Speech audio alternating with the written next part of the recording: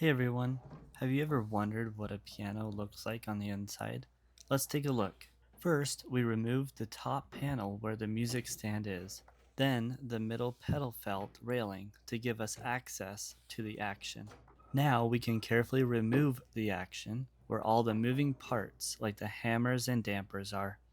We will also need to remove the bottom board. Now, above the piano, we have the fall board that slides above the keys. Once we remove that, we can get underneath the keys and do a deep clean. Thanks for watching. If you could please leave a like and a follow, and comment below when your piano was last serviced.